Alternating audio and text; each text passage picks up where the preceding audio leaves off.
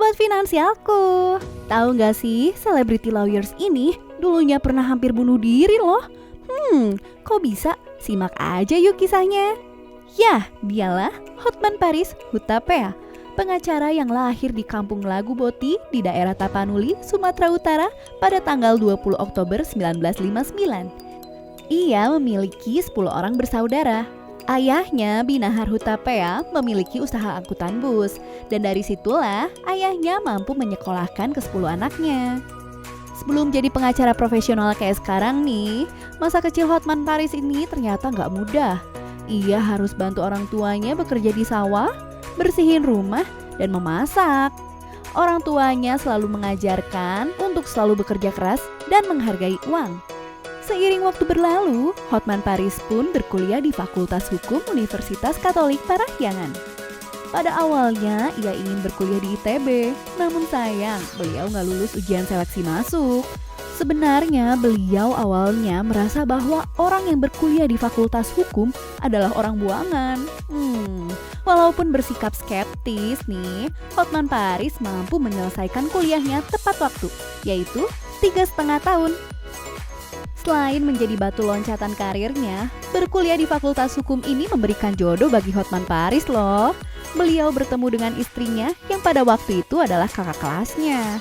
Ia pun menikahi istrinya yang bernama Agustiane Marbun dan memiliki 3 orang anak yang bernama Frank Alexander Hutapea, Fritz Hutapea, dan Felicia Putri Parisiane Hutapea. Ketiga anak Hotman Paris Hutapea pun mengikuti jejaknya dengan berkuliah di bidang hukum di London, Inggris.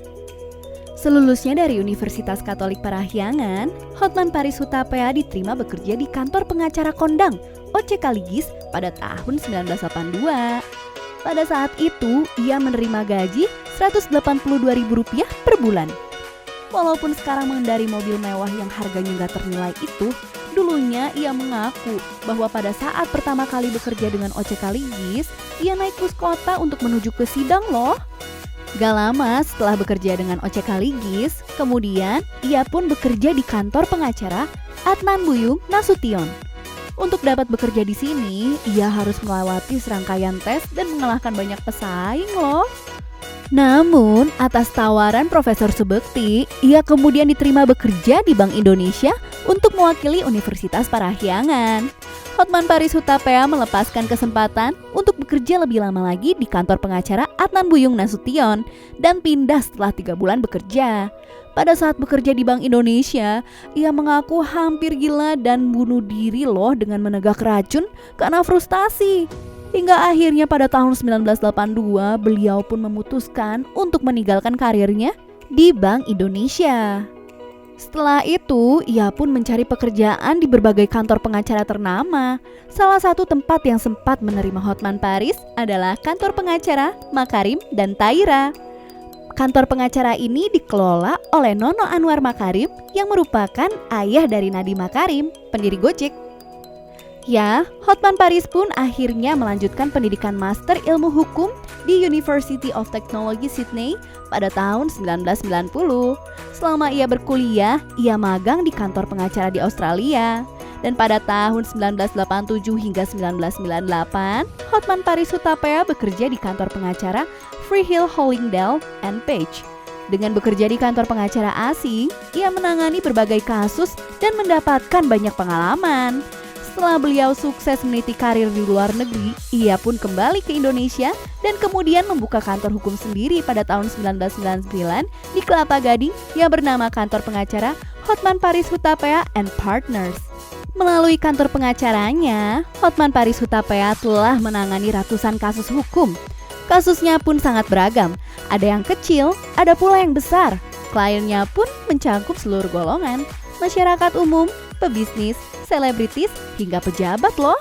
Tidak hanya untuk masyarakat dalam negeri, Hotman Paris pun menerima kasus internasional dan klien dari luar negeri.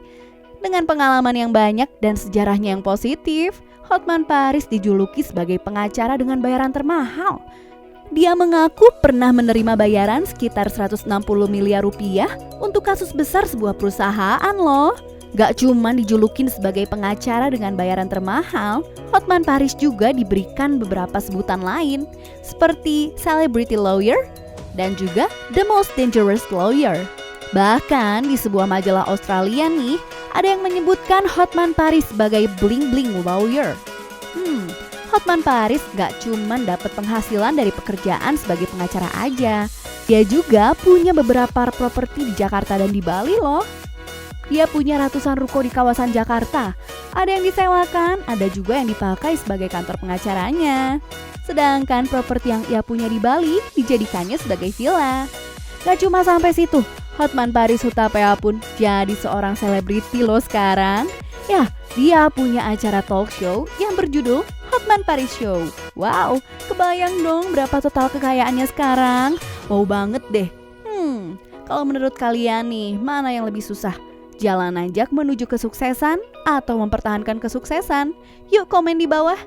Oke deh, segitu aja kisah inspiratif dari Hotman Paris. Terus semangat buat capai suksesnya kalian ya guys. See you at the next video. Bye-bye.